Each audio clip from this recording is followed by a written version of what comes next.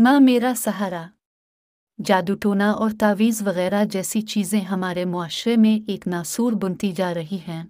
लोग उन काले अमल करने वालों के चुंगल में फंस कर अपनों की जिंदगियां बर्बाद कर रहे हैं।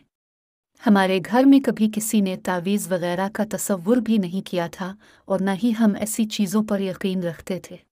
मगर जो वाक़यात हमारे ख़ानदान के साथ पेश आए और जिस तरह देखते ही देखते हमारा घर जन्नत के नमूने से दुखों का मरकज़ बना, इसने हमें बहुत कुछ सोचने पर मजबूर कर दिया है। और यूँ लगने लगा है कि काले अमलियात की दुनिया के सिया दिलों वाले लोग घरों को बर्बाद करने के लिए इन ओछे हथकंडों का सहारा लेते हैं और ले रहे हैं। अम्मी ने हम बेटियों से ज़्यादा अपने भाई की बेटियों से मोहब्बत की।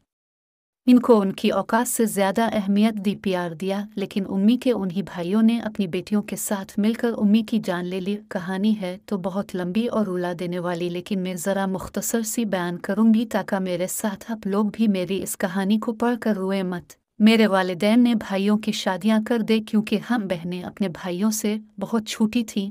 हम बहनों ने और उम्मी अबू ने भाभियों को बहुत इज्जत दी, हत्ता कि ऐश व इशरत और हर छोटी से छोटी ख्वाहिश भी पूरी होती। उनकी हर गलत हरकत पर पर्दा डाला जाता, हर गलती और गलत बात को मुआफ़ किया जाता। उम्मी अबू उनके सामने हमें डांट डपट देते और कभी कभार ज़्यादा गुस्सा कर जाते कि भाभियाँ हैं, बात माना करो उनकी, जो काम कहीं किया करो। हम बहनों ने साफ दिल और दिमाग से उनका हर काम उनके बच्चे हुए तो हम सब घर वाले बहुत खुश हुए कि रौनकें लग गईं घर में।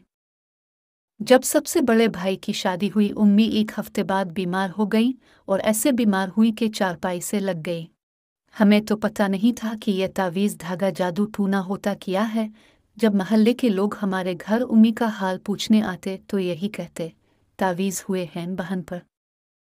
लेकिन हमने फिर भी यकीन न किया कि हम उन चीज़ों से आशना ही ना थी। अम्मी को 5 साल तक सर्दी, गर्मी, बारिश, धूप हम यूं ही डॉक्टर्स के पास लेकर जाते रहे और उम्मी का इलाज करवाते रहे। दिन रात एक करके उम्मी का इलाज करवाया हमने। उम्मी कुछ बेहतर होती, लेकिन उम्मी के भाई जब भी उम्मी से मिलने आते उम्मी की तबीयत खराब हो जाती।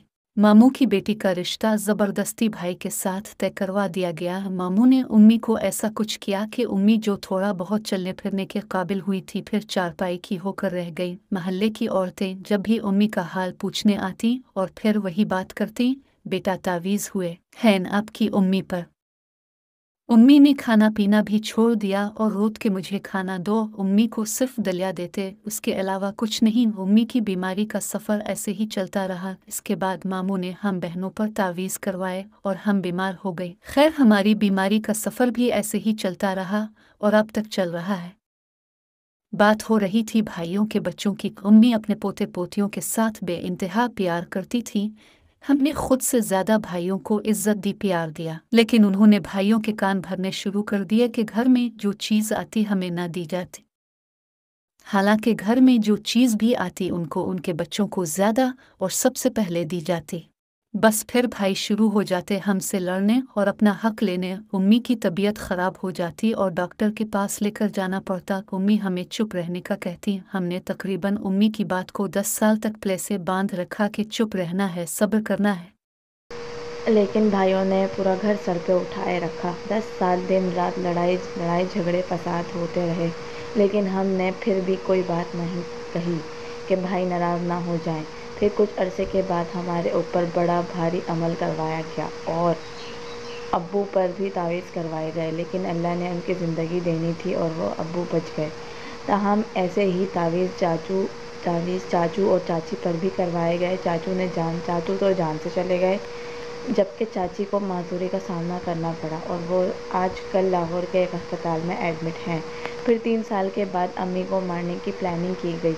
हालांकि अम्मी अब्बू ने कभी किसी का बुरा नहीं चाहा, कभी किसी को तकलीफ़ नहीं दी। अम्मी को अचानक एक अनजान बीमारी ने जकड़ लिया। वो हर लम्हा तड़प, कोई तकलीफ़ इन्हें अंदर ही अंदर मार रही थी और वो एक रोज़ हम सबको छोड़कर खालिक हकीकी से जा मिली। कहानी मैंने लिखी तो बहुत मुख्तसर, क्योंकि मैंने शुरू में ही आपको बता दिया था कि अगर कहानी लंबी और रुला देने वाली होगी तो बयान करते करते मैं खुद भी रो पड़ती और पढ़ते पढ़ते आपको भी रोना आ जाता। इसलिए मैंने सोचा कहानी ज़रा मुख्तसर ही रखी जाए। आपसे बस यही गुजारिश है कि मेरी अम्मी के लिए दुआ करें कि कब्र में सुकून मिले उनको और अल्लाह पाक जन्नतुल फिरदौस में आला मुकाम दे, आमीन। اور آگے مزید اچھی کہانیوں کے لیے پلیز ایم کے امیزنگ شارٹ اسٹوریز کے چینل کو ضرور سبسکرائب کریں۔